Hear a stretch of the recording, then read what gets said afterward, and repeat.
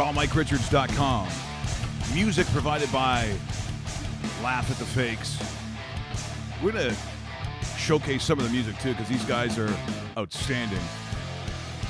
Thanks for joining us here on the program. By the way, expect an actual podcast. Received a lot of comments about where is it. It has more to do with the size that we got to compress. But as you know in the podcast world, not compress it so much that it sounds like shit. So that's what we've been working on. You can expect that today. A lot of things you can expect today, courtesy of our friends at Henry's Cameras, Canada's camera store. Also coming up on today's show, it is draft day in Philadelphia, which means a big day for they're back again. A big day for Jets fans, as historically we'll take a look at some of those magical moments. There's been a lot of magic with the Jets. Yeah. Also, big thanks to the Pacific Junction Hotel here in downtown Toronto, 234 King Street East. Will we have live audience? Yeah, absolutely. We're going to do that. Yeah, eventually, sure, yeah. Absolutely. Yeah, it is a bar, as you would imagine. So, therefore, our audience going to love it. Including today, we're going to talk some prop bets as well. I mean, when it comes to the draft, it's the NFL was always so careful, Dave, about making sure that the ugly world of gambling did not seep into its culture. Heard of the point spread? Because I don't know who talks about anything related to an NFL game, a season, or a player where there is not a numeric value put on it, whether you're talking fantasy, football, or, quite honestly, football, the game itself. Who says straight up? Like if the Jets are playing New England, who do you think's going to win? Unless you're 5. I don't know anybody who talks like that, Dave. Yeah, you don't get that. You want numbers. You want totals. You want first half numbers. You want second half numbers. I mean, the office pool. So look how far it's come now. Game. You're going to not only have a team in Las Vegas, but the team in Las Vegas is the Raiders. I mean, there are some years looking back, it was a time machine. The NFL would be literally in a collective fetal position thinking that, well, number one, a team in Vegas, number two, it's the Raiders. So nothing good will come of it. I got news for you. It will. I'm looking forward to it. I still can't believe that's happening. So we'll get to that as well. Eugenie Bouchard, the beautiful, our Canadian, is she Canada's sweetheart? Yeah, Montreal's? Quebec's? Oh, I don't know. Okay. She had some. She has a lot to say. She does. Chatty, that one. I was going to say, you might want to improve that ranking before you start talking. I'm just, But I'm glad you brought that up because there's also some words from Deshaun Jackson. Okay. He talking before the draft has even started, as Trubisky seems to be the talk of being the first quarterback taken in the NFL draft. So, therefore, a lot of eyes on Cleveland tonight on what they're going to do. Now, it is just perceived that is not going to be the case, and they'll take the defensive end out of Texas A&M. They'll take Myles Garrett. Yes. But with Cleveland, you just never quite know. And remember, they got a first and a fifth, Dave. And they're talking now that the fifth possibly in play. Well, they have to make that trade with Tennessee. So does that happen? 12-5. I guess. Yeah, 12-5. We'll have to wait and see if indeed that happens. We'll talk a little NHL. PK Subban, do you think he's enjoying his stay so far in Nashville? Quite a bit. Yeah, because his team that he came from, they're on the golf course. Did you hear his interaction with Pierre Maguire yesterday? Yeah, some props to our good buddy Pierre Maguire, apparently looking good. Yeah. To PK, he is. Yeah. It was a moment. It was. Kind of caught Maguire off guard. I think it probably did. It was a good comeback, too, but I mean. He does go to the gym every day. Pierre does go to the gym every day. Remember, he lettered in 3 different sports. I know there's a lot of haters out there, but not here. So eventually, I think we might catch up with him in June. That's kind of how this is going to work out. So that's on the show today. We'll talk the Raptors as they will take on Milwaukee tonight in Milwaukee. I think the game's tight, but they're hoping that they can change that past history of not being great in Game 6s. And, of course, last night it was Washington over Atlanta, Boston over Chicago, that was definitely not a surprise. But going to the NHL just briefly, Nashville scores 4 goals. We love the under. They scored 7 goals last night. Nashville leads the series 1-0. Yeah, and the way they scored early too, it was like, oh no. There goes the under right there. Yeah, done. The Oiler game doesn't surprise me for the amount of goals, because I think we're going to see the same sort of thing in Pittsburgh tonight with the Capitals Penguins. That could be a 5-3, a 6-3 game, and that goes over the total of 5.5 goals. Now, when you look at this young Edmonton team, so they go out, they want to turn it into a track meet. They're going to play with pace, you know that. But this year they got some goaltending, so you don't get those. They play like a junior hockey team crack. But the one thing that I think is really apparent in modern day NHL, you know, so Chicago goes out 4 straight. The Kings don't even make the playoffs and let Daryl Sutter go. But in that time of, let's say, six years, where you have a couple of cups for Chicago, you got a couple of cups for Los Angeles. Yes. You just can't play that amount of hockey over a period of time. And as I said, that's almost a mini dynasty when you look at the way the game is played now. I'm not surprised. I mean, there is got to be some burnout factor on a team like Chicago. I don't care. I mean, look, they got some veteran guys on that team. Los Angeles, I think if you're Daryl Sutter, you're going, well, I think of the time span I was here, I probably did okay. He'll show up somewhere. By the way, people said, well, he'll head back to the farm. No, he won't. Does he want to coach, though? Dave, he's a machine that is, his mind and his soul is tied to hockey. During the last lockout, he went to rinks all over Canada and Europe. He'd be in some dinky little rink in Finland because he is a hockey man. He is married to the game.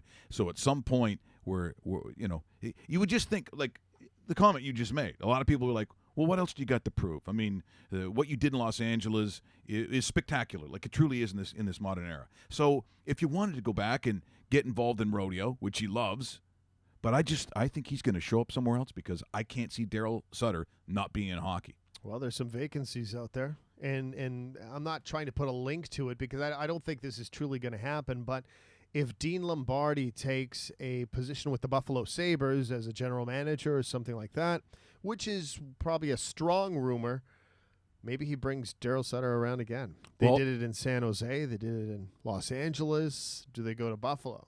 I mean, poor guy have to live in Buffalo. Yeah, but nonetheless, it's a job in the NHL. People say, well, the Wings. I think they have chicken wings everywhere now. I'm throwing it out there. I don't know. Can confirm that? Or? I will have to do some research, but I'm pretty sure wings available everywhere. But looking at, you know, some of these series, and I'm going to go back to that Los Angeles remark, the way in which they won, including the Cup year, there were 7-game series, like every series, including coming back from 3 Cobb.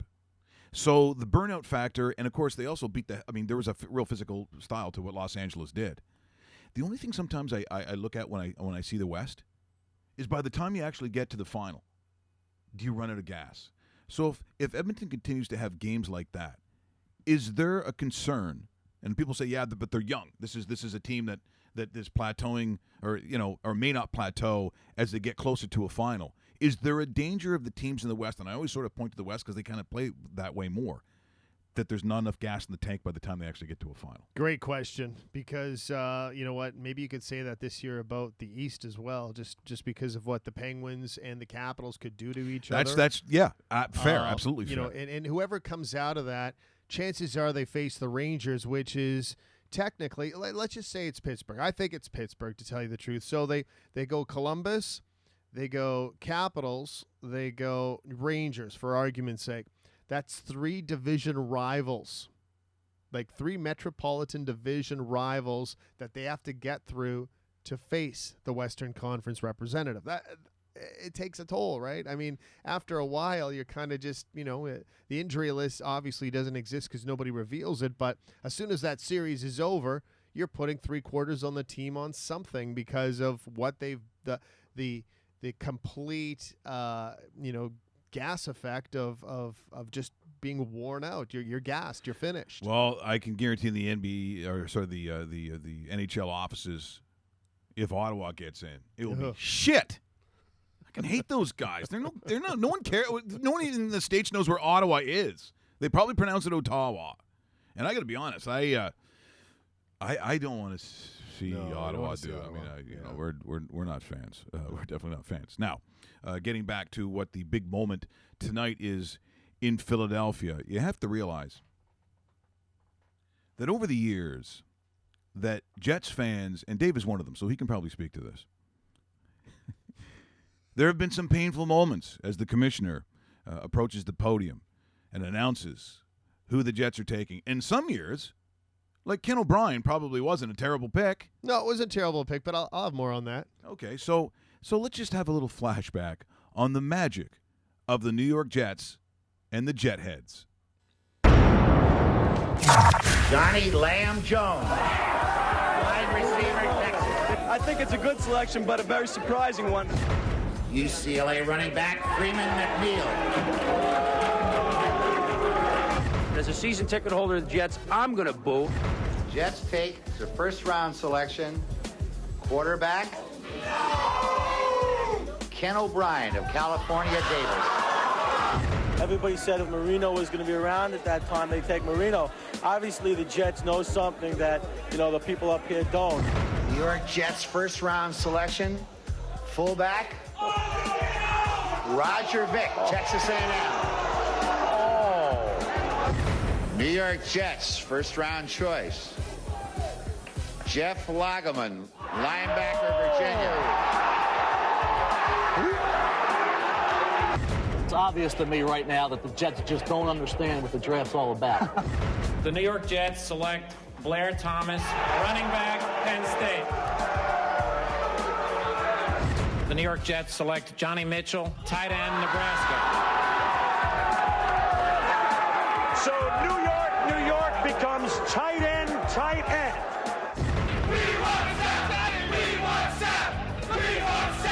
The New York Jets select tight end from Penn State, Kyle Brady. Ladies and gentlemen, our first real upset, I think, at this point in the draft. Lovely moments to reflect upon when it comes to Jets fans. They're booing everybody. I mean, they could literally say, I don't know, out of Galilee, Jesus. Ooh. He walks on water. He can do a lot of different things. Wouldn't matter in this case. And you look at that roster this year. So they got what, number 6 this year? Yeah, they got number 6. Okay, so 6, and I'm looking at, I mean, would they even take a chance on a quarterback? So you've got No. Don't say this. Well, I want to see them do two things. I want to see them either go O.J. Howard out of Alabama because he's a game-changing tight end that could play almost like a receiver position at the tight end spot in a tight end body out of a pro style of offense in Bama, because Bama is obviously the class of college football, whether you like them or not. That's just the way it is. SEC right? football. In fact, some of the prop bets that we'll talk about later on today, it's about how many out of the SEC, how many out of Alabama, how many out of LSU. There is. There's an Alabama prop. I think it's minus 4.5. 4.5. The other thing, if they don't want to go in that direction, strengthen that secondary that was beaten up and there's holes in it. Darrelle Revis will not be back, and even when he was in position last year, he was terrible. He never lost one step. He lost 3 or 4 steps. So it's a lot of steps. Yeah, it's a lot of steps, especially if you're a cornerback. So I look to strengthen the secondary, or if you want to go on the offensive side of the ball, sometimes picking up somebody like a Howard who is a game-changing type of offensive player. That might be a way. I'd love to sit here and tell you, a Leonard Fournette of LSU is going to drop, but I think the Jacksonville Jaguars have him in the number 4 spot, and this guy is supposed to be Adrian Peterson 10 years ago. That is significant. Well, look, if you're the Jets, you want to do a couple things. Number one, and I think even historically, you want to stop. You want to have some run stoppers. You want to, you're on defense. They've always been pretty consistent, I would say, that way. Even when they can't score, their defense would keep them in it. So I think on the offensive side of it, historically, you can tell me more, but, they want to pound the ball. So a running back, to me, probably makes sense in a draft that has running backs, a draft that has tight ends, and we're now looking sort of it's come full circle. We talk about trends in the NFL. Well, you can go back to significance of and Antonio Gates and so on, where not only you're running offenses with they're really tight end dominated, you're getting double tights now, which is really almost the oldest style of offense in the game of football. But I don't think you're going to hate it if you're going to get a stud at tight end. Not in these days. That's worth money. Yeah, and that guy O.J. Howard is the kind of tight end that starts week 1 of the NFL season in September. He's not the guy that gets worked in casually and so forth. It isn't, for Jet fans, it isn't Kyle Brady, because Kyle Brady, that first-round pick that was booed many years ago, ended up being a guy that really couldn't catch a ball and maybe blocks as an extra offensive tackle. Now, so quarterback is who? Josh McCown. Josh right McCown. Now. Yeah, and caretaker. It's a cheap fix. If he came out in overalls and a name tag, yeah, and a shovel, or a broom, it'd be he could go be a pretty good comparison to what he brings on the field. Like a WWE kind of feels like now starting at quarterback, the caretaker. He really is. Yeah. He's a middleman to what they want to get to eventually. I see them not having a great year and competing for a lottery pick, a top 5 pick in the 2018 draft. Well, it's interesting as we talk about it because, you've got Deshaun Jackson. Yes. So there is talk about who is going to go higher. So and we'll go to a clip here in a second, taking a look at Trubisky out of North Carolina. We just talked about the Jets. The Jets know all about Mark Sanchez. Sanchez only had 16 starts. I mean, this is, when you take a look at how the NFL is built these days, as I said, there was a time where, Trubisky, there's no question, in his first year, he's got his baseball cap on backwards, and he's watching the veteran of I don't know how many years, and he might be number 2 or 3 on the depth chart. And trust me, a guy like this is going to need to not be significant in year number 1. If he is, there is a huge problem. So whoever's taking him, 13 starts to his name, but over a guy who's had, a very, public championship, when you take a look at Deshaun Jackson. So he's asked, and this is courtesy of ESPN, about Trubisky. Now listen to what he says. We'll have a comment after this. I just think it's very interesting that a young guy like that, who, look, does he have swagger? If he didn't, he wouldn't have won the games that he did. But just listen to how he answers the question, courtesy, once again, of ESPN. How does it make you feel when you hear names like Mitchell Trubisky associated with the Browns, when you think about the championship resume that you have? Please tell me, how honestly does that make you feel? It's like a slap in the face, to be honest. You see all the things I accomplished, and it's a lot of it. The list it's a long list, and they want to talk about the little negatives I have and bring somebody else up. It's a little disrespectful. Is it disrespectful? What I think is interesting, now this goes back to how athletes are handled, but if Dave Bastel is in that same situation. Good example. And what university would you have gone to? Oh, geez. Where are you? Where are you? Yeah, let's go UCLA. Yeah, okay. Okay, let's go. Yeah. Let's go more realistic. No, UCLA. Arizona I like State. UCLA. Yeah. Absolutely. So, Dave, the Slovenian slinger. Yeah. I'm just going to say that's not bad. Big in L.A. Alec Kopitar's going to the games? Sure. Hey, Dave, nice throw. Exactly. Pretty sure he doesn't talk like that. And so, I'm saying to you from Richards and Associates, your handlers, Good whatever they ask you, you have a humility about it. If they mention someone else, because there's only another quarterback. If Trubisky is the name that comes up, you're like, he's a so okay. What are you saying if she asks you that question? Would you be insulted, or is there a problem because everyone's talking about Trubisky, not you, and you have the championship resume? Yeah, you What do you say? No, you're Dave Bastel now. Oh, I'm Dave Bastel. So are you upset about that, Dave? I'm not upset about this. Draft is blessed with a lot of talented players throughout it. I think I'm definitely in contention, and a lot of teams look at different players and different needs different ways. So I look forward to the draft on Thursday. And you know what? Let the chips fall where they may. That's why I'm playing the shit music, because I think with an answer like that, here we go. There. Thank you. That Thank you. is the answer I'm looking for. Not like, who's the other guy? What are you doing? This is what I'm talking about, the modern day athlete. How can you not be groomed to say the right thing? What you just said there. You should. It's very easy. We've heard it 1,000 times a year. So I don't know. I don't get it. And if they played this music after he finished, hey, that would have made that's the broadcast to me. You do the walk off. Yeah. Say, good night, everyone. Yeah, the microphone, gung, gung. Yeah, well, good luck to him. Good luck to anybody in that draft. I mean, as we've seen so far, just because you think that you've got the pedigree to be a quarterback in that league doesn't mean it happens. I mean, it really doesn't mean it works out. No, it doesn't. I mean, Ryan Fitzpatrick, when you look back at it. Oof. Okay, so there's your Jet reaction. Woof. Boo! Woof. Even though not drafted by them. No, not drafted. But you're talking about an Ivy League quarterback. Ivy League. It's not impossible, and to a degree, I don't know what his legacy is going to be. When all is said and done, might be the beard. Might be the beard. Who knows? Or you know what? Or all he gets is the Harvard quarterback, right? Always. Yeah, because name me another Harvard quarterback. Do you want to be in the huddle with a smarty pants? I mean, he's got the beard, so why doesn't he just have like patches? He can't have patches on his actual sleeves of his jersey. Elbow. I say, fellows, actually, the ramifications of this next play, we're going to... He doesn't even look like he's from Harvard, no, though. he looks like he's from a dumpster. Really? Now, look, who am I? But I'm just saying, if I have it's like Jesse Palmer. They said, I look like Jesse Palmer. Now, I realize he didn't have the longest career. And he's a good friend of the show, too. Yes, very.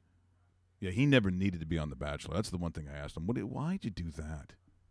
You're a quarterback for the New York Giants, even if it was for a relatively short period of time. And he was a Gator. And don't tell me that wasn't good. A Florida Gator. I asked him that once Really? on a national television show, and I said, so how'd you enjoy it? He goes, well, scholastically, he talks a lot. Scholastically, things were very solid. We had a great program. I go, no. That's not what I mean. No, we're not talking about that. You were a quarterback at Florida. Like, you did okay. So he goes on The Bachelor, and I said, how'd that work out? She was a lovely girl. No, how did it work out? Like, work out. It didn't. I think he's with a German, like a supermodel now or something like that. Probably. But why wouldn't you be? Yeah, it's Jesse Palmer. Do whatever you want. If you're the Slovenian slinger out of UCLA, you're doing... Oh, yeah, pretty much. Maybe even higher than Jesse Palmer. Way better nickname, So too. here's what's very painful, because his wife Irene's a very, very beautiful girl. You're the Slovenian slinger. You meet her first year.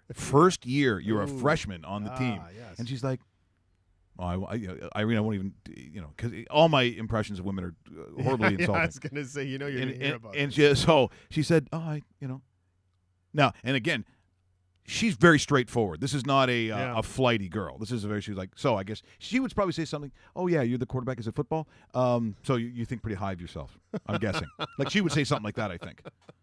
If you'd like to meet me. You think? You think she would? Oh, yeah. I don't know. But you still fall for her, though. Yeah, of course. Yeah, I know. See, that's the thing, though. And you know what? He's telling the truth. Yeah, sorry. Until Celine Dion shows up in the game. No, not this Celine Dion part. Hey, Dave, did you throw the good ball there, huh? Man.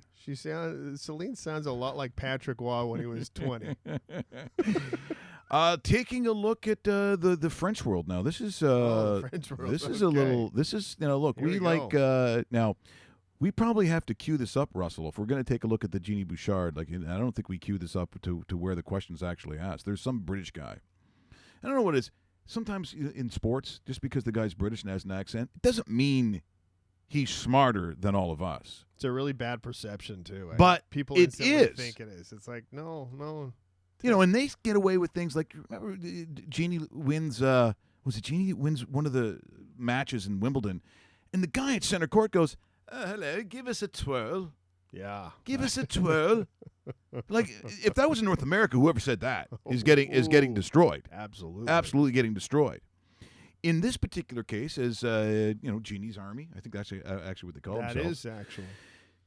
She's asked a question of Maria Sharapova, who is back from suspension. Yeah, for what was the weird drug too? It was like Flintstones vitamins. It was the thing that makes you sleep better or something. Yeah, nothing crazy like a steroid or something. It that, was like no, it was exactly sleepy time or something. I don't know what it was. I don't know. I like the Flintstone vitamin bit. I think we'll stay with that. Okay, let's stay with that. Trust me, it's not going to make it go out and all of a sudden be amazing. I'd look up the drug, but I'm too lazy. So here she is in conversation. This is from, what is it called? Oh, TRT World. I don't know what this is. But it has made the rounds today because the words that she uses, they're kind of fighting words. So let's go to the bald British man. 3 years ago, a star was born. In 2014, Eugenie Bouchard burst onto the scene. At just 20 years of age, the young Canadian made the Wimbledon final, won her first WTA title, and shot up to number 5 in the world. Jeannie rose to sudden fame. The tennis ace-turned-model had the world at her feet. The Twitter followers and big-money contracts came rolling in. Okay, I'm going to come back when you look for it. But suddenly, it all started to go wrong. And then you just look for it. A concussion, a lawsuit, and a poor run of form sent her ranking south. Now, with the new season approaching, Jeannie Bouchard is looking to get back to where she was. Okay, we'll get out. Okay. So we know that history. We're going to go to the part where she asked the question. Do you think in terms of Canadian psyche, right? Because sometimes Canada is a little bit of a... Now, we think that we're a little braver than what we are, but sometimes there is something about us that says we don't think we're going to win. So whenever we get it close or get a chance to win, we don't. Is she an example of the Canadian, I don't want to say failure, but a lot of people say, they go, oh, typical Canada, we actually have someone that's competitive in tennis, and then we shit the bed. Is she ever going to win? Is that what you're saying? Yeah, so is she representative of how sometimes Canadians think about us on a world stage? I think that's a fair comment. I don't know. Just because she's there doesn't mean she has to necessarily win, but I don't think she's capable of winning, to tell you the honest truth. I think her talent only takes her to a certain level, and I think she's probably pretty happy if she finishes in a, if she gets to a semifinal of a tournament. I mean, that's bonus, isn't it? Isn't that gravy for her? It depends, because she got off to such a great start that I think as Canadians we went way over the top. Yeah, way over the top. Both men's and women's side. Yeah, we do that all the time. Yeah. So here comes this question up here, and I think it's pretty close. It's like I said, almost towards the end of the interview, and he starts saying, who your idols are, and it's kind of interesting, her answer. Not very Canadian, to be honest. To Istanbul, what are your first impressions on the city? You'll be here for a couple of weeks, of course. I'm excited to be here, first of all. The city, we already saw a little bit of the city just driving out over here to the tennis center. My first impression, it's kind of cold today, but I know we'll warm up. And I was in... Okay. And another one of your idols growing up, Maria Sharapova. Is that still the case? How do you feel about her being given a wild card into Stuttgart and possibly even the French Open? I don't think that's right. She's a cheater, and so to me, I mean, I don't think a cheater in any sport should be allowed to play that sport again. It's so unfair to all the other players who, do it the right way and are true. So, I think from the WTA it sends the wrong message to young kids. Cheat and we'll welcome you back with open arms. So I don't think that's right, and definitely not someone I can say I look up to anymore, because it's definitely ruined it for me a little bit. Wow, how about that? Shots fired. How about that? Okay, we don't need that anymore. All right. You heard the words. She is a cheater. A cheater. That she doesn't look at it sends a bad message. For a Canadian, that's probably about as strong words that I've heard in a long time. We generally don't say that, but is she right?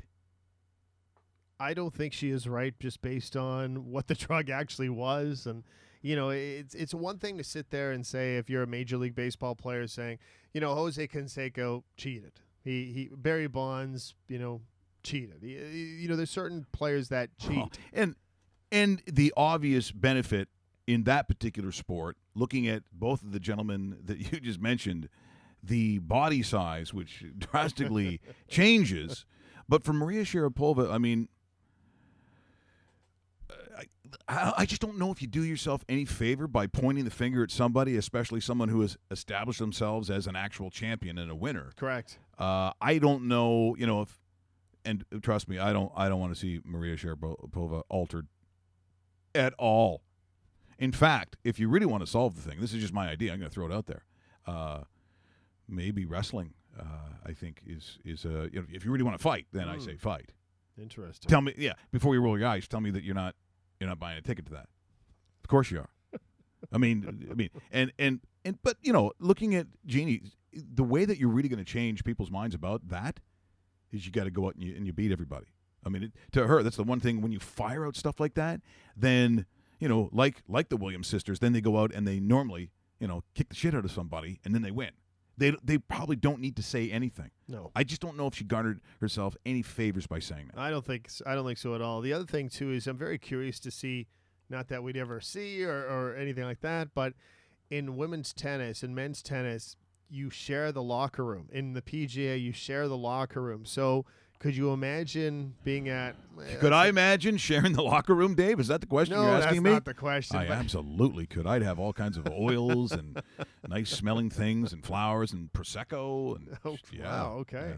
That's it. It'd be very popular in that locker room. You'd put that all in the gym bag? Or? Oh, yes, I would. It's like little martini shakers and stuff. I was like, Jeannie, leave Marie. Look what you're doing now. Now, could the two of you, hug or something? Because they literally will see each other behind the scenes every single tour stop they go on. Do you think something said? Seriously? There has to be. There has to be.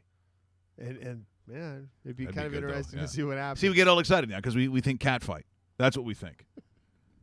I don't know if there'd be a cat fight. No, I don't think there would. See, really, one of the few times we'll talk about tennis on this show because there'd be some words, right? Yeah, Tennis is something that I lost favor for. I don't know. I think after the sort of the McEnroe era, I look at all the other eras since that time, or even Pete Sampras, or I'm looking at, the Agassi.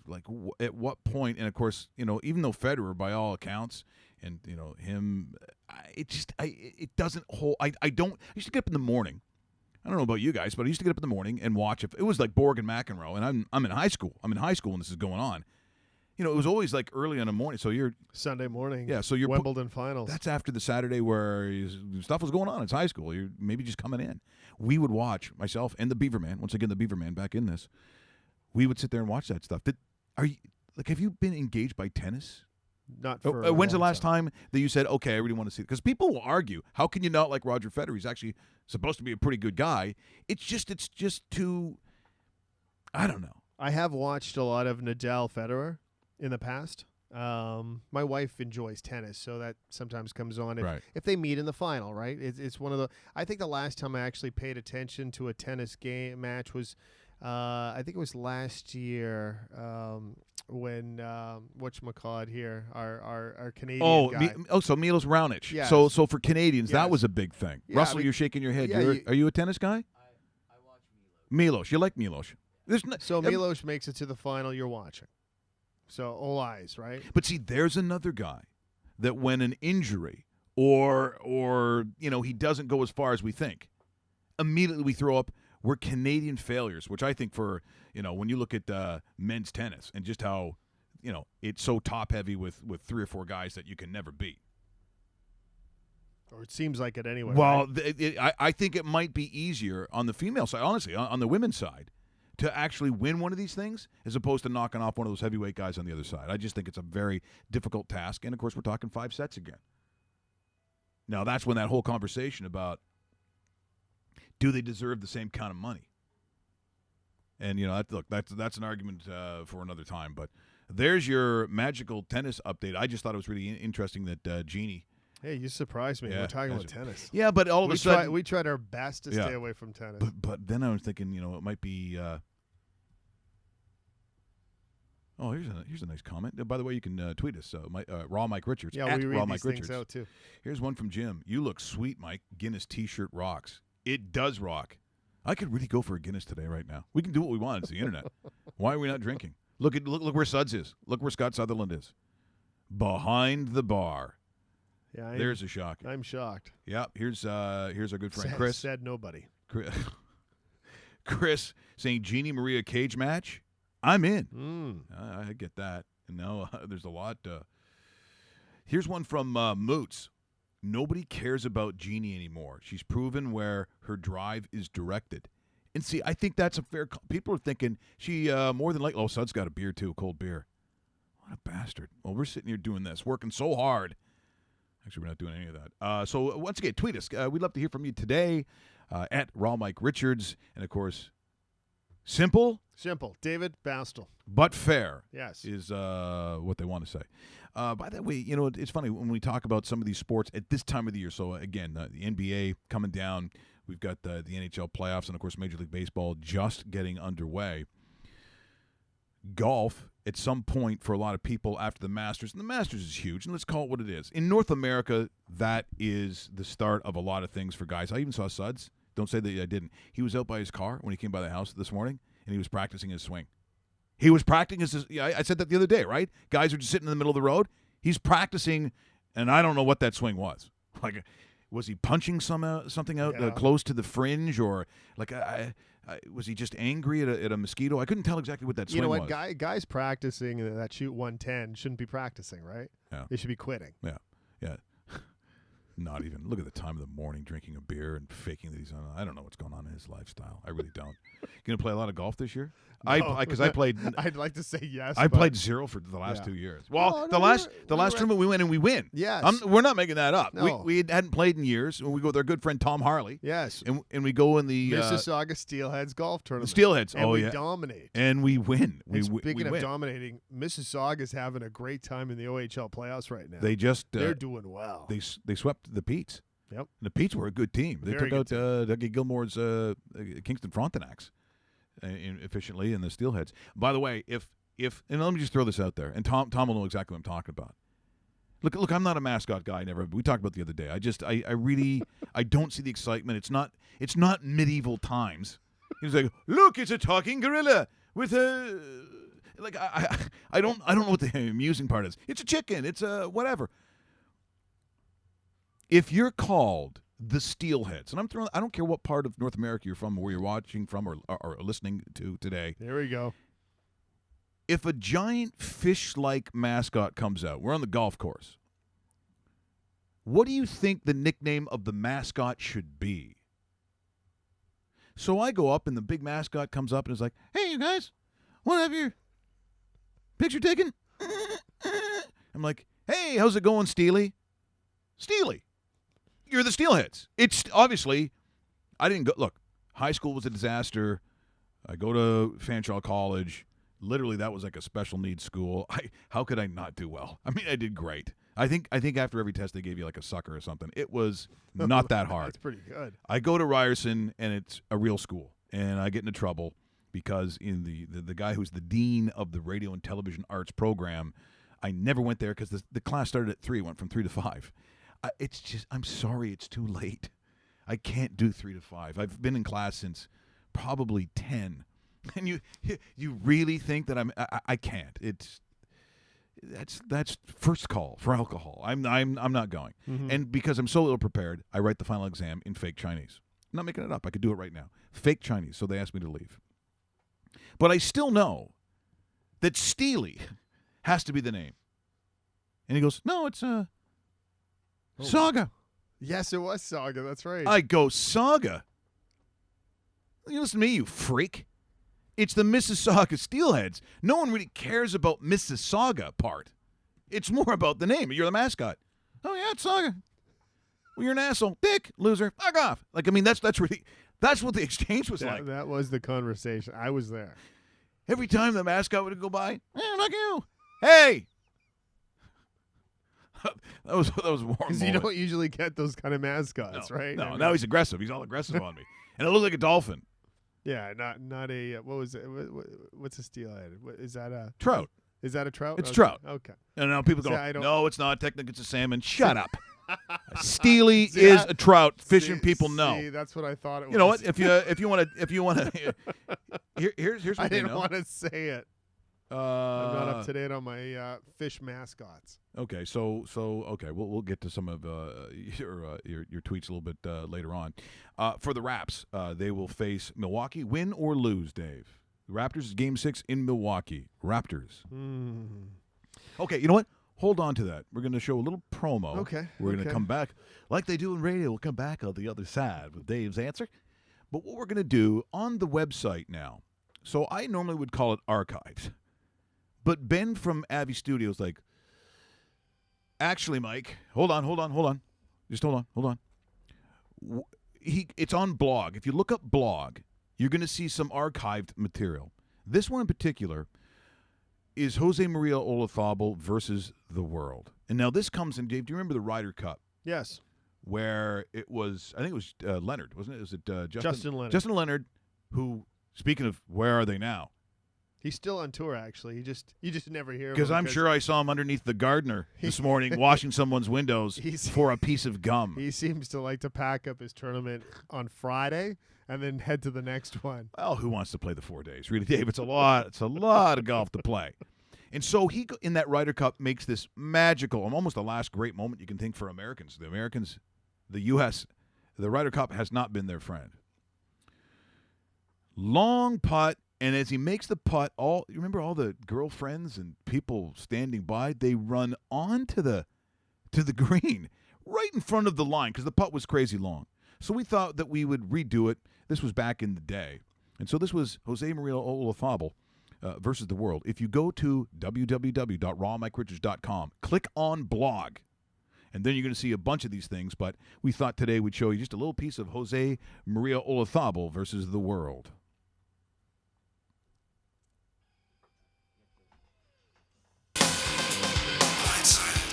Hello, everybody, and welcome to sunny La Quinta, California, site of the first ever Jose Maria Olazabal versus the world. Can Olazabal bring back class and dignity to the game? Here's my colleague, Ron McLean. I think we're good today. He'll bring that to the event today, and we're hoping that after some of the trials and tribulations suffered in the Ryder Cup, that he can pull it together and put forth another fantastic effort. Let's go right to the first tee in Olazabal. And a rough start for the Spaniard. Karen, you just saw Jose on the last hole. What happened? You know, I don't know if I want to talk about it. He was really upset. He actually brushed by me, and he was just furious. Don't blame me, buddy. And now Olazabal will try to get back on track on a beautiful par 3.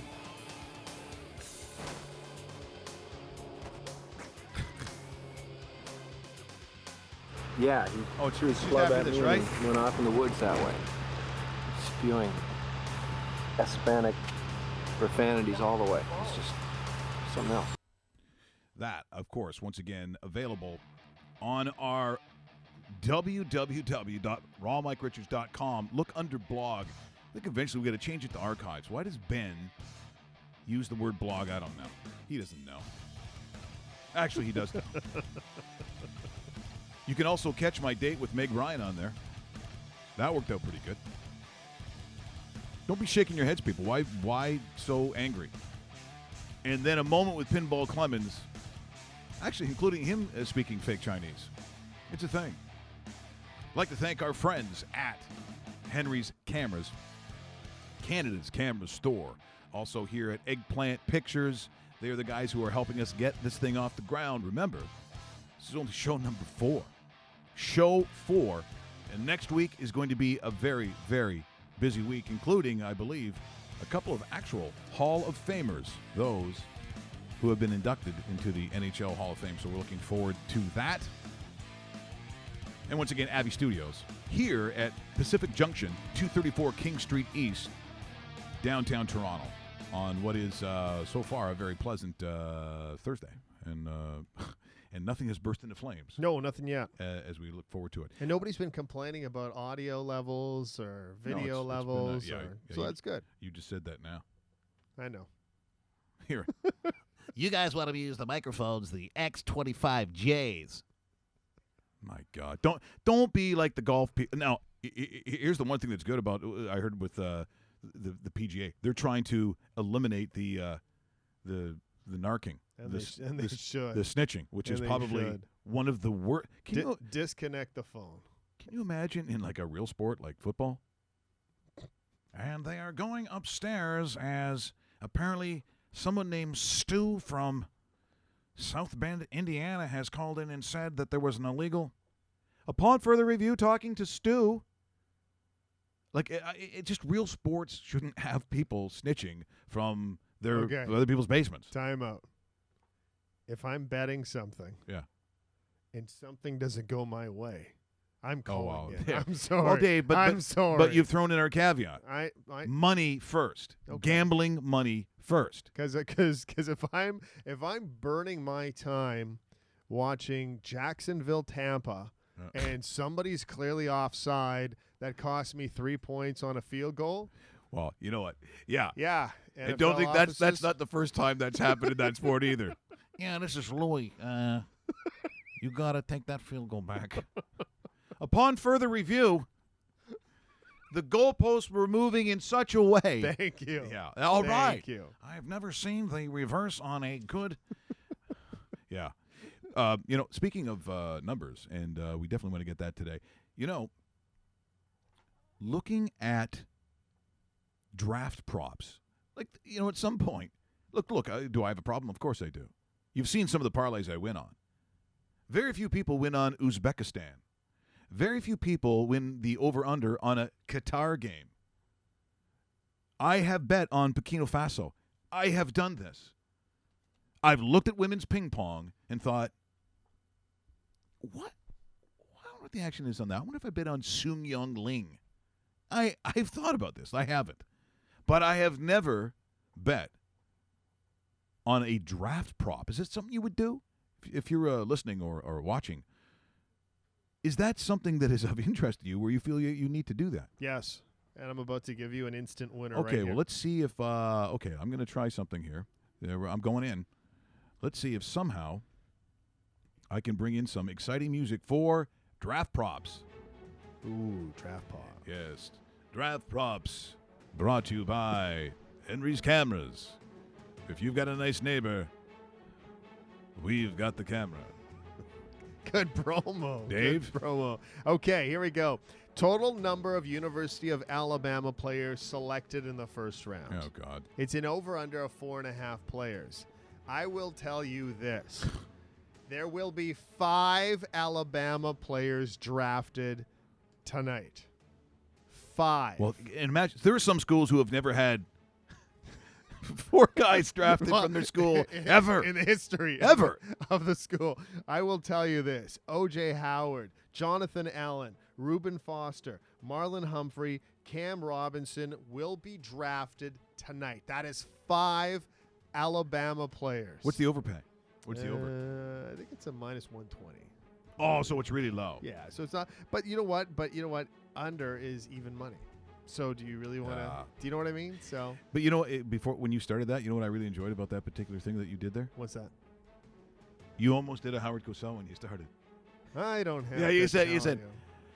I will tell you this. It would be an absolute abomination. That was an accident. That was an accident. Couple other ones really quick, Mike. You want to pipe in on this one? This should be interesting. I think I know the answer to it. Total number of quarterbacks, so just quarterbacks in general drafted, is at 3.5. Well, so if you see the first 2, you're telling me in the first round? First round. What's the under? Under is paying -200. See, the only thing about this particular draft, when you look at that, what I'm leaning I mean, towards. you kind of have to take a look at it. Quarterbacks. The only that's thing, it. you know what plays against you though in this is the NFL and their desperation right now from some of those teams to make something happen, because it should be under. It should be under. Go ahead. What else you got there? Let's see. Running backs drafted in the first round. It's at an even 3. I think it will be 3 to tell you the truth. Well, it's at least 3. Yeah, and we talk about right off the hop, the first 4 picks will have one guy gone already. And it's like, so okay, Fournette's gone. Fournette's gone for sure. Fournette is going to be next year's Rookie of the Year. That's how good this running back is. Are they listing McCaffrey as a running back? They yes, might. they are. Yeah, Yes, they are. Yes, they are. 3 receivers to be drafted. I think that's fair to go on the overside on that side. Let's see here. Okay, this is because Myles Garrett I have as the number 1 overall pick is worth literally no money. It's a 1.16. Like useless. There's probably 10,000 Myles Garrett Cleveland Brown jerseys already being worn in the Philadelphia area and probably sold in Cleveland because that's where he's going. Would you get a Manziel jersey if you had a chance? I would, just because it's really freaky to walk in. It is. You walk in and I mean, look, what I team see, would you get, though? yeah, I'm not getting the Aggies because there's a billion of those. But I think I would get. I don't know. Well, yeah, maybe a Browns one. That'd be weird. Are there any left in Cleveland? You tell me. Oh, by the way, speaking of draft memories, there's a really good tweet this morning that I was looking at that reminds me of what you were just kind of saying, and it was from our friend President Donald Trump. And Donald Trump, so this particular Twitter address goes through old tweets, and it's called Ice Cold Takes. So Donald Trump came out, I guess, before the draft when Johnny Manziel went to the Cleveland Browns, and he said, I'm just looking for the exact one so I could actually read it properly, and I'm having a hard time finding it right now. But nonetheless, he says, Johnny Manziel is a can't-miss, exciting player, both on and off the field. Teams would here it is. Teams are making a big mistake not taking Johnny Manziel. He is going to be really good and exciting to watch. Donald J. Trump on May the 8th, 2014. I can't believe it. He's going to be huge. Absolutely huge. These people don't know. He's a fabulous player. He's got great work ethic. You've got to draft him. Huge. If you don't know, you're a liar, you're a loser, and you're probably fat. I'm just saying. It could be one of those. It might have been one of those. It could be one of those, yes. So looking forward to the draft tonight. And again, if you're taking a look at numbers, if you start talking football and looking at the futures, we talked a little bit about that yesterday. And when you start talking about to win it outright, the number for the Patriots is a 6. Like you talk about stuff, if you're looking at a horse race, no one's giving you a 6 for the favorite. No. And I mean, how can they not be favored? A 6 for the Patriots, as you mentioned, both for the Cowboys. It's amazing. The Cowboys, Seahawks, 10s, Packers at 11, Steelers at 12, Falcons are now a 15.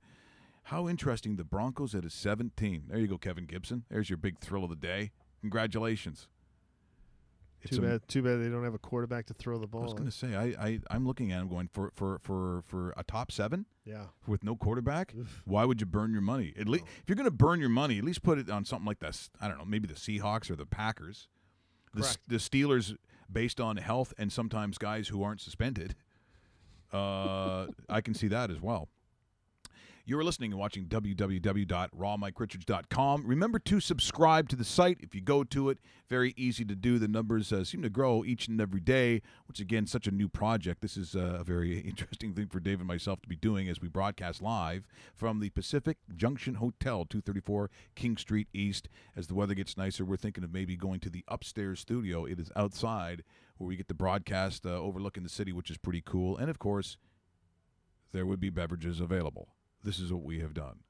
I think that's a good idea. We've been in the business all these years just so we can broadcast and have something to drink. By the way, we haven't talked about Russell at all this morning, which is not yet. Should we talk about Russell's big day tomorrow? Do you or are you attracted to Jeannie Bouchard?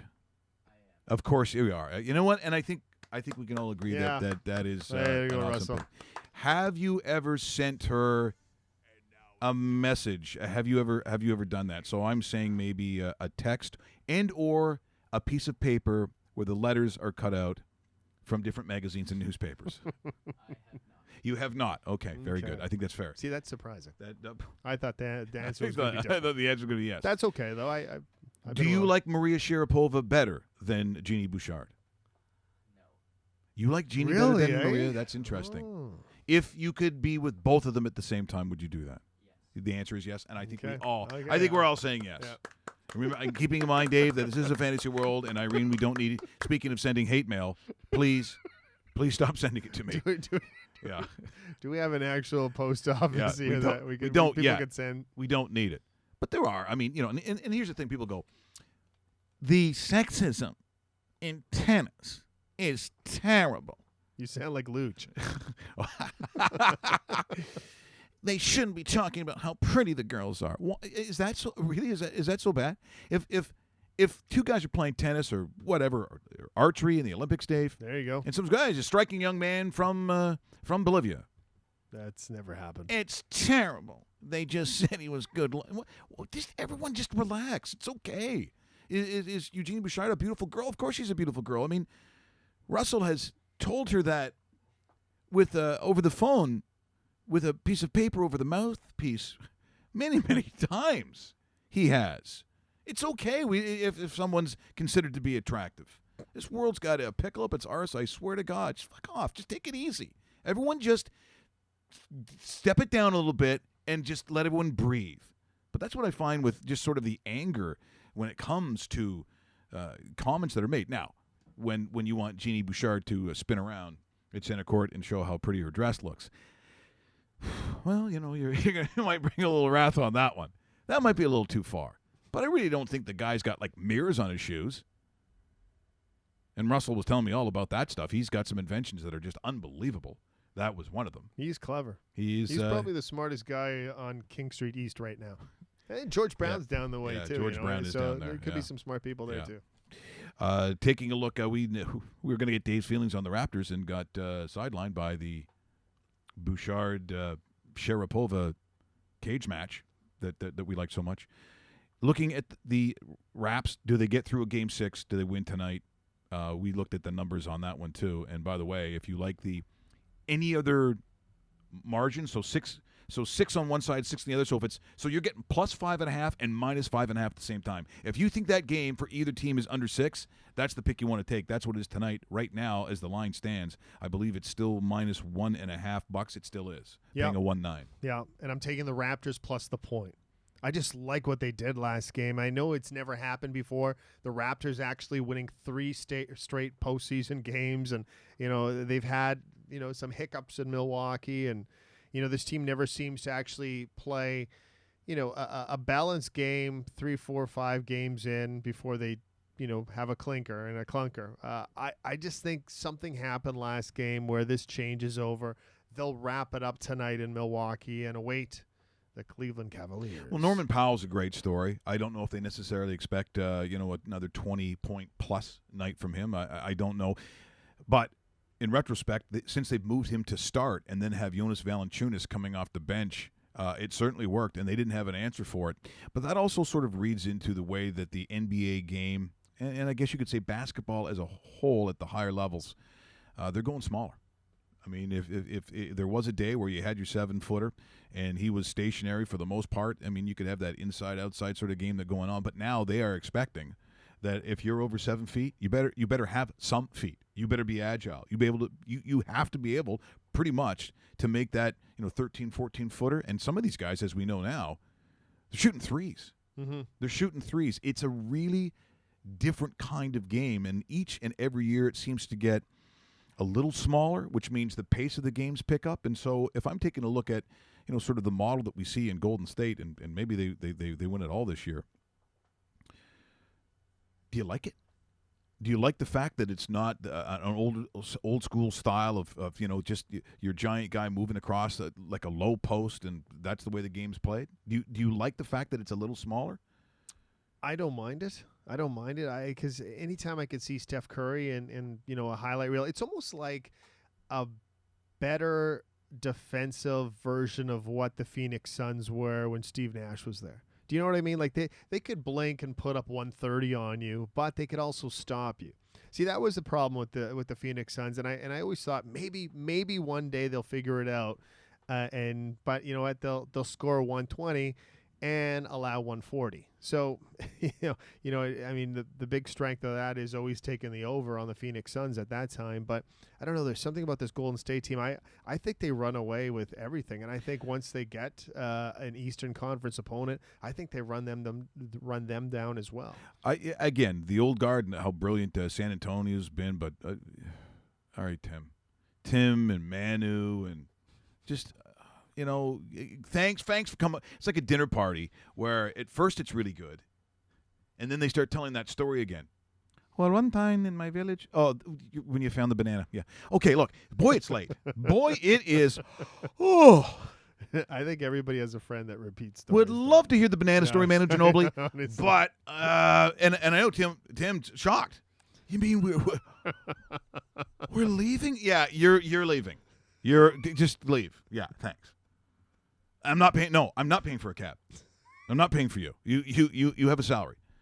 But I don't mind seeing them on the way out. But let's not also just sort of throw away the fact that you think that they don't need to have bigs. No, the bigs will always exist, but the way in which you use them, the amount of time that you use the bigs, when they come on the court. I mean, I think those are all issues now that we're seeing now in basketball, including, if I'm looking at NCAA basketball and I'm looking at how it's played, the athleticism has to be there all around. You're not just getting I don't know, if you're going back to a Bill Walton, or are we talking about Emeka Okafor? Or, I mean, the guys that just come in that were just giants and then dominated a game.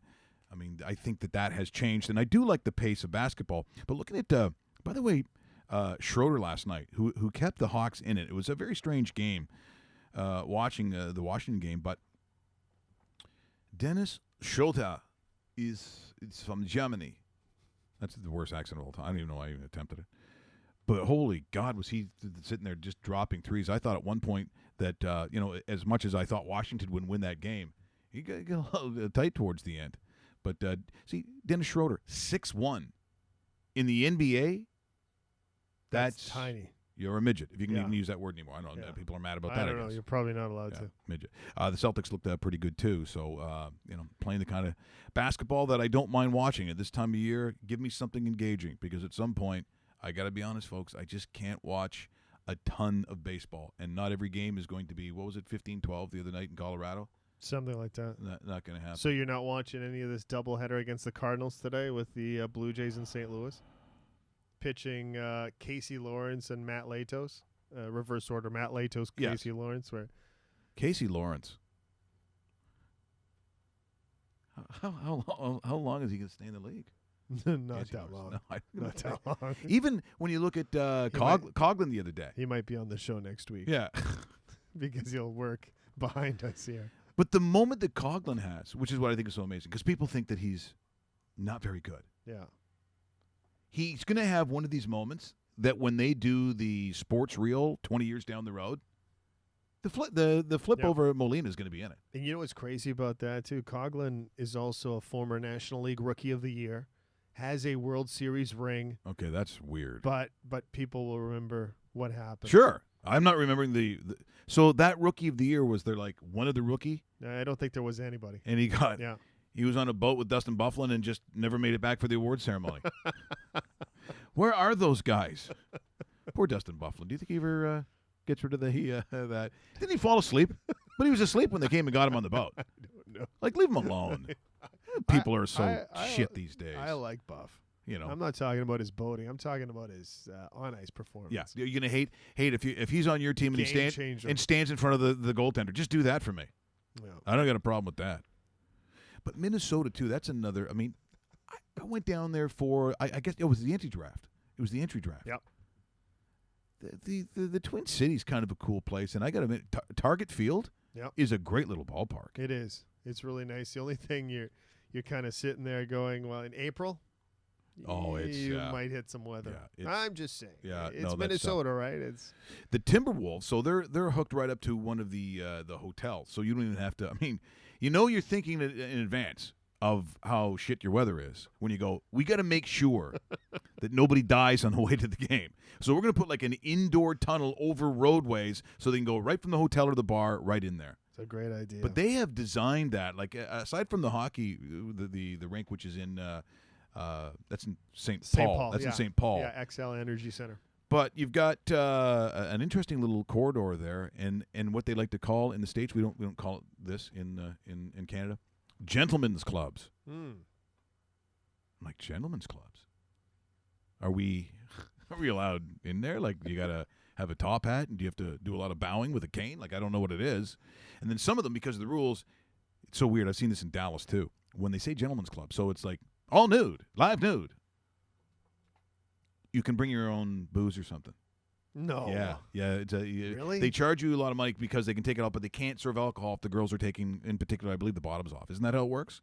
If you're in Texas, I know my buddy Brian. I think that's what the rule was. Because you're not supposed to go like all nude. You were looking at Russell the entire time. I thought you were waiting for an answer.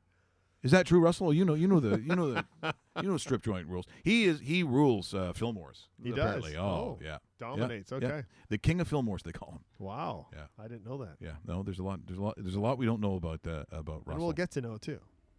That's the thing, getting to know people. Yeah, he's a keeper. Yeah. As we progress here on the podcast, and I have to say also as well, this is the time of year where, again, we got the draft tonight. Looking forward to it. Up here in Canada, the CFL, as they get some of their camps ready. Because once you start talking May, then you start talking some of the mini camps, and I'm looking forward to that this year too. They're starting up already in Florida. We saw some pictures online of Mark Trestman and Jim Pop in Argo gear, which totally looks weird. Yeah, to me. that doesn't make sense to me. But Mark Trestman has the most. What a great pickup though. He is like John Malkovich.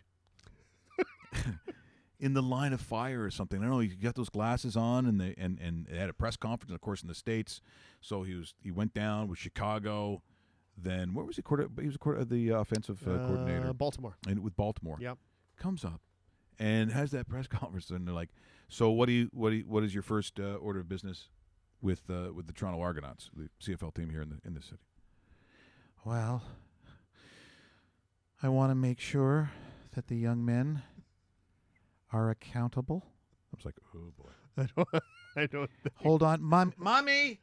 I don't think I'm talking, mommy. Why do you always have to do? Like, I don't know. I hope for good things. But I love football of all kinds. I'm also looking forward to how busy we're going to be when it comes to NCAA football, because we talk about some of the road trips we want to take. Well, Chicago is coming up soon, maybe Las Vegas. But the other one that we'd like to get to, I think, South Bend. So Joe Bowen, voice of the Toronto Maple Leafs. Yes. He's a lover of the Green Bay Packers. He also loves the Notre Dame Fighting Irish. Irish. He actually has dressed up as a leprechaun on certain days of a very loud leprechaun. Yes. Normally they, hello, my boy. Well, oh boy, Joe. He takes his magical, like John Madden, like van, and they go to South Bend every year. He's going to be the first week. I think it's the Georgia game, Georgia Notre Dame. So I said, well, if we're going to do a remote, then I'd want to go the week that he goes down there.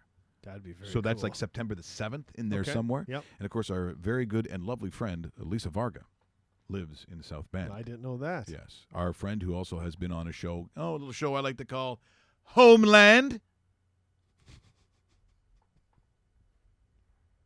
Now I'm thinking about her. I gotta stop doing that. I completely have to stop doing that. And if you're looking for some summertime activities, as I said, we might have some stuff down here. I know a lot of people thought I was going to talk about fishing. I don't know anything about fishing. No, me neither. Like I really, no. It seems like I know it's an excuse to drink. I get all that. I just don't know. I mean, the lingo. Like when I see those are the things like on sports channels that don't have a whole bunch. And look, there's a lot of stuff not going on now. Now that you have even, Champions League and Europa, I mean, all that stuff, coming down. You don't have a lot in whether it's Premiership or Bundesliga, Serie A, like it's all coming to an end. Then you see, now it's time for Bass. Right? Well, Bass Masters, I think, is one of them. Okay. I just don't know that stuff. Yeah. I've never had an interest in it, so I don't, whatever. Hunting, though, I mean. Really? I'm not into that either. I like a venison, though, Dave. Yeah. I do like it. I know people cry about that, but boy, I can sure go for the meat. I'll get into the hunting part of it when the bear has a gun too. Hudson Kerr. You know what I mean? We got a longtime listener, and now he's down in Michigan. He is. Yeah, I know. down in Michigan. He's probably not going to like that last comment. No. So either. he said we can go down. He's got property. We can actually hunt. Now that's a show right there. Interesting. Yeah. Now I can tell you now, Russell we've got his attention now that we've talked about firearms and hunting something down. This is going to be a thing for him. Getting back to our earlier conversation, we talked about the draft tonight. Looking forward to that in Philadelphia, one of the cool cities, in a city that I have never been to. Love Philadelphia. Now, have you covered all sports in Philadelphia? 2 out of the 3. Yeah. 2 out of the 4. So you've definitely done baseball. Yes, baseball and the Flyers. So I got a good Philly story for you. Yeah, I want to hear the Philly story. So I'm not going to tell you what company I was working for at the time. You're going to have to guess. Did Eric Lindros spit beer in your face or something? No, at the bar? no, this is something good. All So I'm in Philadelphia, and we weren't able to rent a car. They told us, no, we don't want you renting a car. You take a cab wherever you have to go and bill us. So I was like, okay, that's fine. So picked up at a nice hotel. That's great. And I'm like, okay, I'm early for the Flyers game, but I have to get in a couple of things. So I said to the cabbie, I'd like to go where the Rocky statue is and where the steps are. And he says, okay, sure, sir, yeah. He was a really nice guy, and he takes me there. And I said, okay, leave the meter on, get out of the car with me, and I need you to take some pictures of me.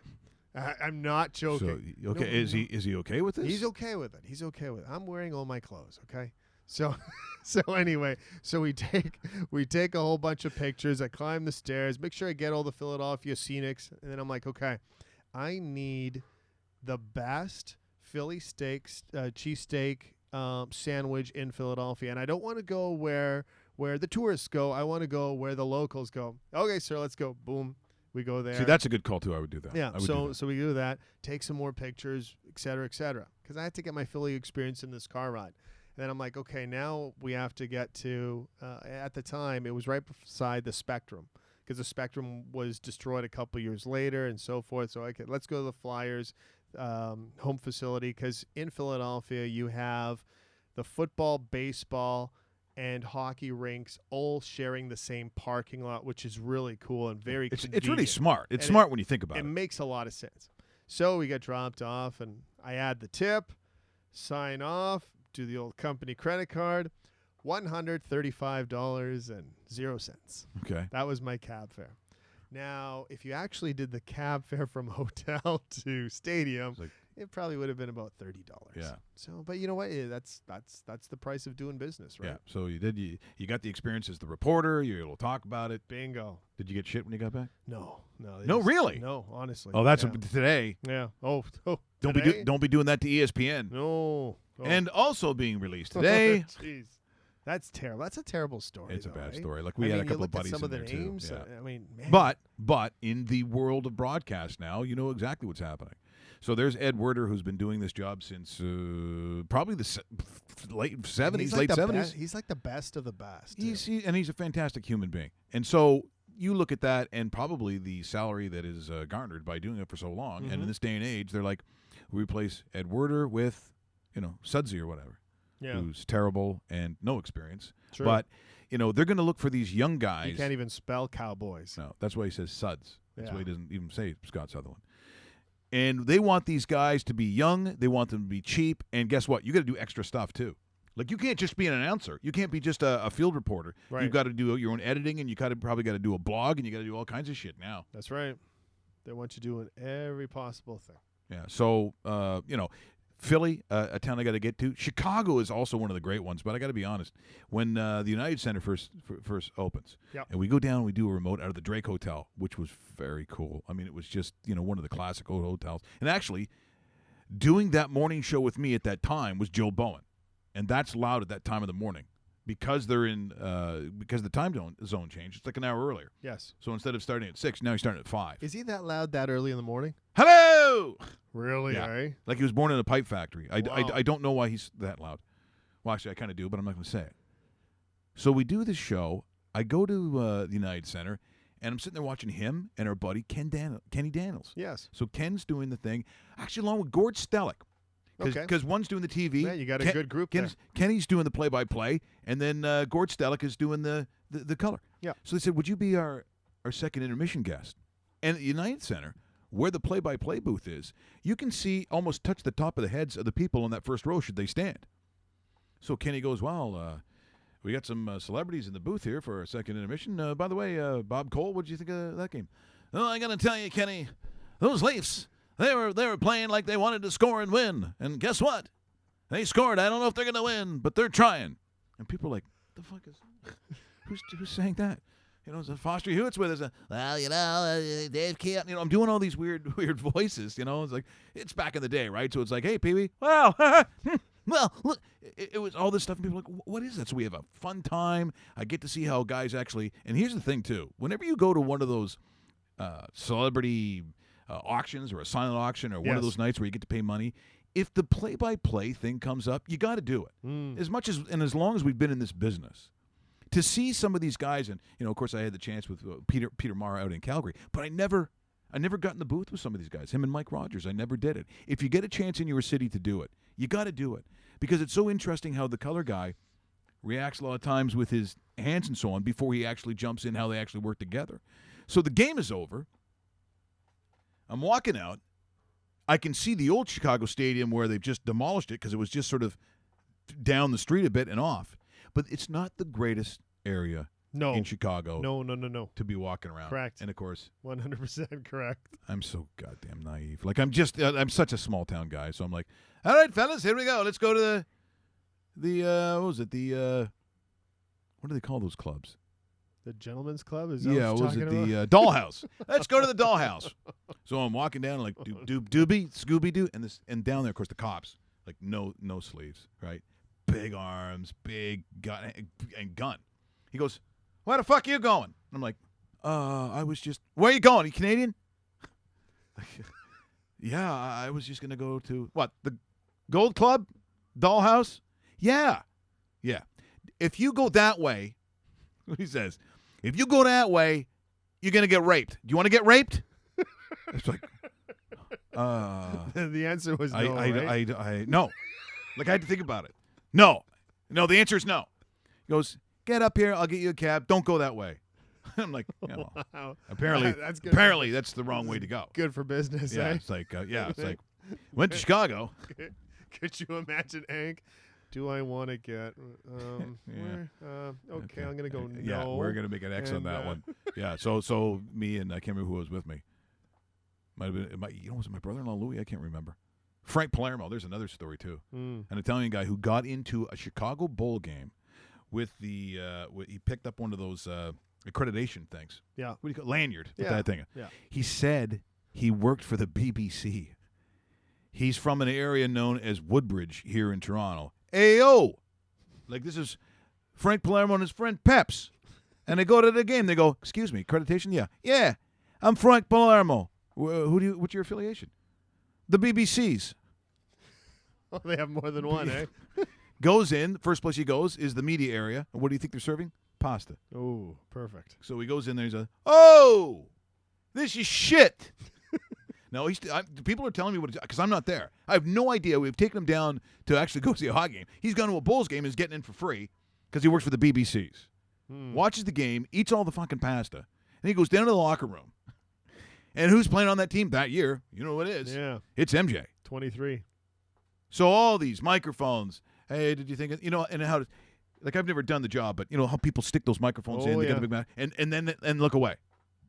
Well, I thought, tonight if it was going – what? And everyone's sticking the thing in. And then all of a sudden you hear, oh! Yeah. You got to pass the ball more.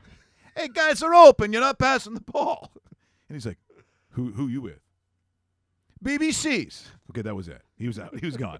Immediately, as soon as I go, did you have to ask the fucking question? Like you got in, you got the free pasta, you got a free basketball game. Yeah, you had to say to one of the, if not the world's greatest player of all time, you got to pass the ball more. Yeah, I'm sure he's taking that hard. And exit. And cut. That was what it said. Chicago was a great time. It is a good time. You're listening to and or watching rawmikeRichards.com on www.rawmikeRichards.com. It is show number 4 brought to you by Henry's Cameras, Canada's camera store. Our good friends at Avi Studio who have put together the website, as I mentioned earlier. And we can go to another promo of that previous portion of a lot of stuff that we'll be doing also new as well. But this happens to be some years ago, where it was just after Jose Maria Olazabal gets literally his run over by American fans and wives and girlfriends. Like some of them had like high heels and stuff on. So I thought, what would it look like again if Jose Maria Olazabal had to play the entire world himself again. So he's very, very bitter, Jose, in this particular feature. And, of course, if you go to rawmikerichards.com, you have to click on the word blog. I don't know why I didn't say archives. Maybe we'll fix that, but it's actually on blog. And this is the kind of thing you're going to see. We join Jose Maria Olazabal. And now Olazabal facing more adversity on 14. Oh my. Olazabal, look at the anger in his face. Oh! Now let's go down to Steve Melnick. Steve? You have had a brush with Jose? Yeah, I was in the parking lot. I've seen him in bad shape, but today he was right out of it. When he pulled in, he bumped into the back of my car. I got out, had a few words with him. We know each other for a while, so I'm aware of all his problems. So I was ready for anything. I had a knife with me, but fortunately didn't have to use it. Ron McLean checking in here on the par 4 16th hole, and more terrible news for Jose Maria Olazabal. It's been a tough day here in La Quinta, a surprising day for the Spaniard coming off the impressive showing at the Masters. We see him lying 7 here, now approaching his 8th shot in the, oh goodness. Olazabal, back to you, man. Well, golf is a funny game, and it's all come down to this. One Ed Robertson of the Bare Naked Ladies attempting a 60-foot putt for the win.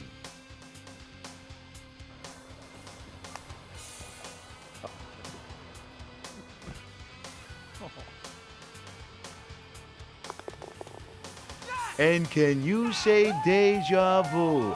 A magnificent putt here on 18, and you can see the pandemonium. And no one is watching Olazabal's line yet again. And now Olazabal with a 4-foot putt with the odd scuff mark. Oh. And it's well short of the mark. And with that, it's all over. Ed Robertson of the Bare Naked Ladies is the first champion of the Jose Maria Olazabal versus the World Tournament. On behalf of Steve Melnick, Jim Nance, and Ron McLean, I'm Vin Scully saying so long from La Quinta, California.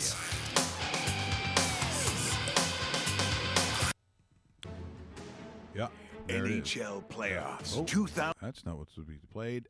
Once again, that's if you go to Raw Mike Richards hit blog. Just become best friends. Yep. You want to go do karate in the garage? Yep. It's time. It is time. I still like that. The buffer might be better than Michael's too. Bruce better than Michael? Mike's the originator. Mike's the original. But Let's Bruce get is ready probably to the more rumble. popular one, especially since his UFC fame, I guess. God, I hope there's some, some sort of. Well, we're going to be talking about Michael Bisping and GSP coming up in the summer, so maybe it's a little bit of a revitalization. I don't know, but if GSP goes out there and gets beat up, his next fight's going to be his last. Nobody likes Bisping though. No, nobody likes Bisping. Never has either. Like it's a weird matchup when you think about it. And again, here in Canada, obviously GSP. You know, there was at one point you could argue that Georges St. Pierre might have been one of the more popular athletes in the world at one point. Yes. You know, so I just think that this matchup, all these years later, what I'm hoping that you kind of don't get is something similar to what we saw with Mayweather-Pacquiao.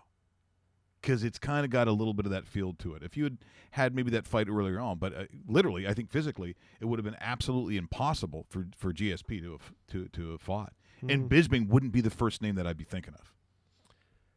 To go after a champion that fast, that's the thing that, because a lot of times you get a feeling out process where, a guy coming back from 4 years off wants to get the ring rust off. And I mean, if he gets in that ring and gets beat up, man, I don't think he will, but I think that's the thing I'd be scared of. Like Randy Couture, like? Yeah. Do you think? No, I don't think that, but man, it's just one of those things where he's he's not young anymore. Do you know what I mean? And he says this year's, this time around, his version would beat the old GSP, and the old GSP was a Hall of Famer. Let's not kid ourselves. The old GSP was sensational, maybe one of the best of all time. So I'm looking forward to it. We talk about going out and renting stuff and buying stuff on PVR and stuff like that. This is a fight I'm watching. This is a fight I'm wanting to rent. It will be interesting to see what that interest actually is going to be. And you also think, too, of guys that could have really have done. John Bones Jones. Yes. Who was a freak. Yes. But apparently in more ways than one. Who was chasing down guys in a car and trying to run them over? Was that him as well? Yes. Because I'm also I get was it Lawrence? Who's the kid? The guy out of Nebraska, then played up here in Lawrence Phillips. Lawrence Phillips also. Yeah. I mean, I'm not sure brutal, though, at what stage. Yeah. At what stage where it doesn't dawn on you that maybe chasing someone down like in a park, in your car, is a shit idea. Pretty sure this won't come back on me. Yeah. I'm pretty sure. I'm pretty sure you're right. And he could have had. He could have had a lot of stuff going on for him, and he just blew it. Yeah, he did. Absolutely, he did. Well, the music that I would like to hear as they are chasing down people. You know what song I want to hear? Oh no. Yep, you guessed it. Really? Eh? The shit music. If John Bones Jones started chasing with this Russell with his car on a lawn, and the cars too weren't great. They were like, it was like a Honda Civic or something like that. I don't know how those guys got in there. Terrible cars. I don't know how they got in there.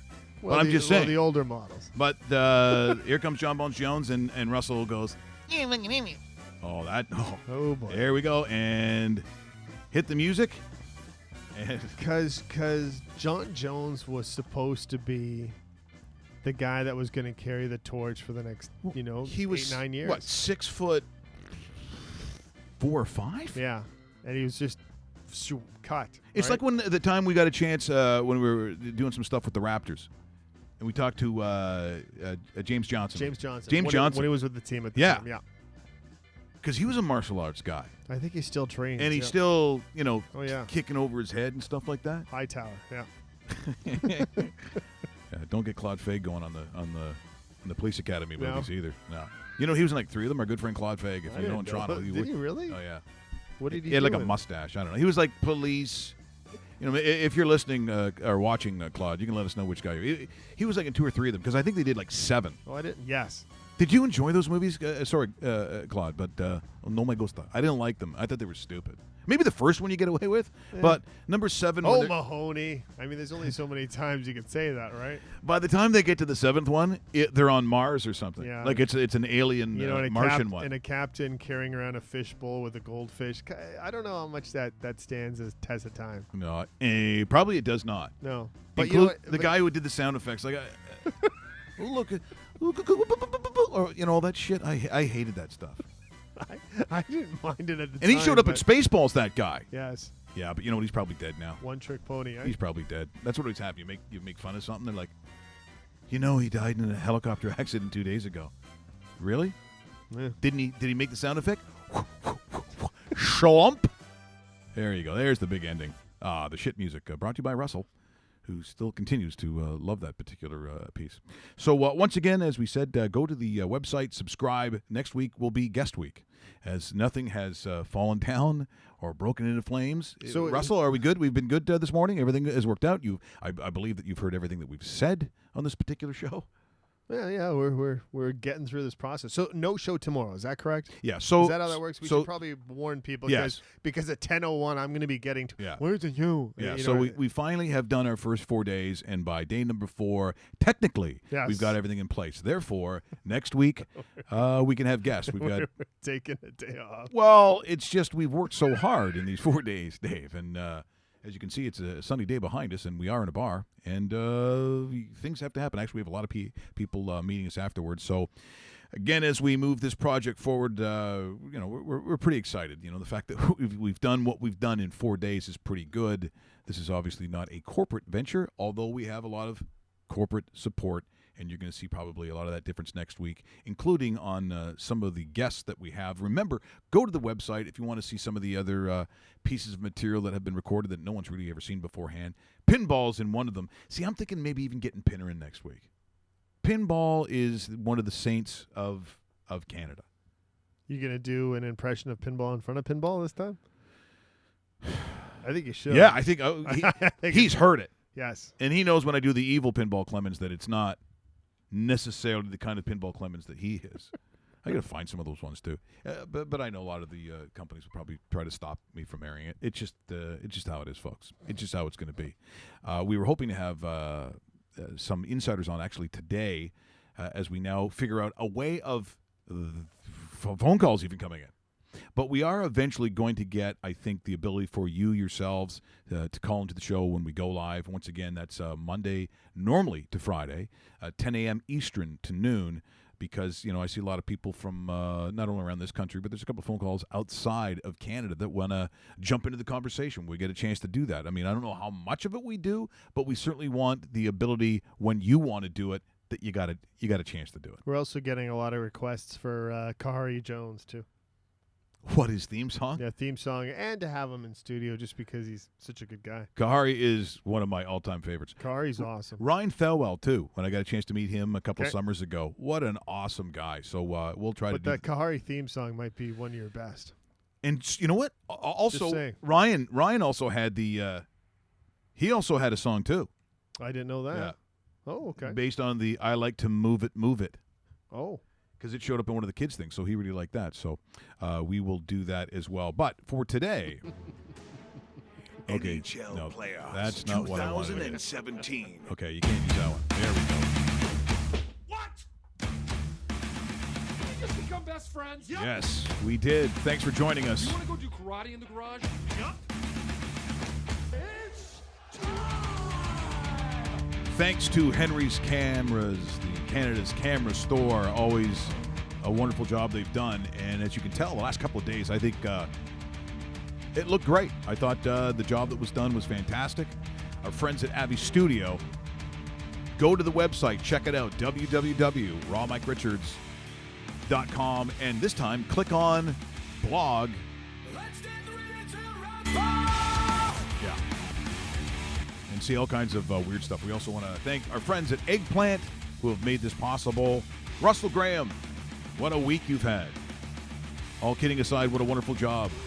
You are quite the find. On behalf of myself, the young Dave Bastel, have yourself a great weekend. Remember, tomorrow, not on the show. We will not be here. We'll see you Monday. But we will see you Monday. Thanks so much.